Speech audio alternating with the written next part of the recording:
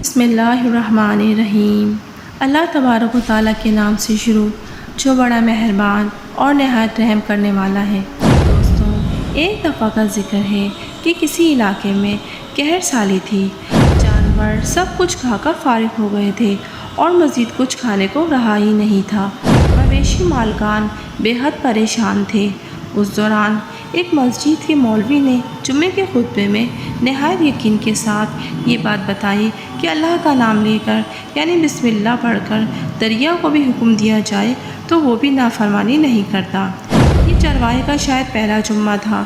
یہ بات اس کے دل میں اتر گئی۔ اس نے واپس آ کر اپنی بکریاں کھولی اور سیدھا دریا پر چلا گیا اور اونچی آواز سے بسم اللہ الرحمن الرحیم پڑھا اور دریا کو کہا وہ اپنی بکریاں چرانے جا رہا ہے، انہیں اوپر سے گزرنے دے۔ یہ کہہ کر اس نے اپنی بکریوں کو ہانکا اور دریا پر چلتا ہوا دریا پار کر گیا۔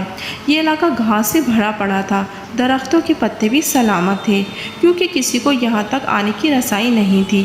اب تو یہ اس کا روز کا معمول بن گیا کہ وہ بکریاں پار چھوڑ کر واپس آ جاتا اور شام کو جا کر بکریاں واپس لے آتا۔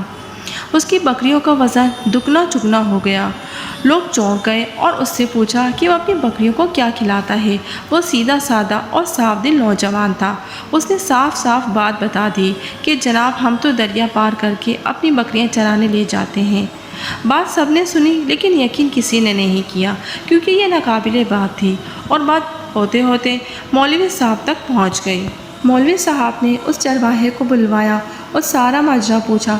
چرواہے نے مولوی صاحب کو ہی حوالہ بنا لیا کہ میں تو آپ کا ہی شکریہ ادا کرنے والا تھا کہ آپ نے جمعے کے خطبے میں جو نسخہ بتایا تھا کہ بسم اللہ کہہ کر دریا کو بھی حکم دو تو وہ بھی انکار نہیں کرتا۔ مولوی صاحب حیرت سے اس کے چہرے کو دیکھتے رہے۔ مولوی صاحب نے کہا بھائی صاحب ایسی باتیں تو ہم ہر جمعے میں کرتے ہیں، فقط ان کا مقصد لوگوں کا ایمان بنانا ہوتا ہے۔ مگر چرواہا ڈٹا رہا کہ میں تو بس بسم اللہ کہہ کر پانی پر چلتا ہوں اور بکریاں سمیت پانی پار چلا جاتا ہوں۔ آخرکار مولوی صاحب نے صبح ہوتے ہی یہ تجربہ کرنے کی ٹھانی۔ چرواہا بھی آ گیا۔ مجمع زیادہ تھا۔ مولوی صاحب نے ایک بار سوچا کہ انکار کر دوں مگر وہ جو مولوی صاحب کو کاندھے پر بٹھا کر لائے تھے بڑے جوش و خروش سے اللہ اکبر کے نعرے لگا رہے تھے اور مولوی صاحب کے حق میں تعریفیں کر رہے تھے۔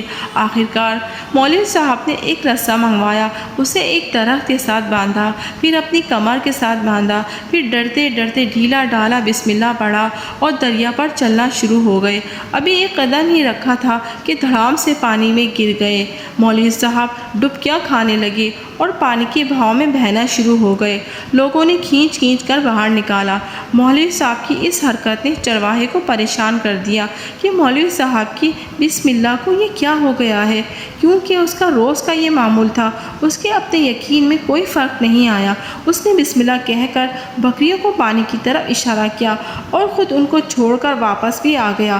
لوگ اسے ولی اللہ سمجھ رہے تھے اور اس کے حق میں نعرے لگا رہے تھے مگر وہ سب سے بے نیاز سیدھا سادہ انسان تھا۔ وہ مولوی صاحب کے پاس پہنچا اور کہا مولوی صاحب میں آپ کی بسم اللہ کی تعریف سے کافی پریشان تھا مگر پانی پر چلتے ہوئے مجھے آپ کی بسم اللہ کی بیماری کا پتہ چل گیا۔ اس چرواہے نے درخت سے بندھی رسی کی طرف اشارہ کیا اور کہا مولوی صاحب یہ ہے آپ کی بسم اللہ کی بیماری۔ آپ کی بسم اللہ کی برکت کو یہ رسہ کھا گیا۔ آپ کو اللہ اور بسم اللہ سے زیادہ اس رسے پر بھروسہ تھا، لہٰذا اللہ نے بھی آپ کو اس رسے کے حوالے کر دیا۔ مولوی صاحب آپ بھی کمال کرتے ہیں، میں نے آپ کے منہ سے سنا اور یقین کر لیا اور میرے اللہ نے میرے یقین کی لاج رکھ لی، مگر افسوس آپ نے اللہ کا کلام سنا مگر یقین نہیں کیا، لہٰذا آپ کو اللہ نے رسوا کر دیا۔ محترم عزیز دوستو، یہی کچھ حال ہمارا ہے۔ ہماری نمازوں اور دعاؤں کا حل بھی ہماری ہر ایک عبادت یقین سے خالی ہے۔ دوستوں ذرا سوچئے گا ضرور۔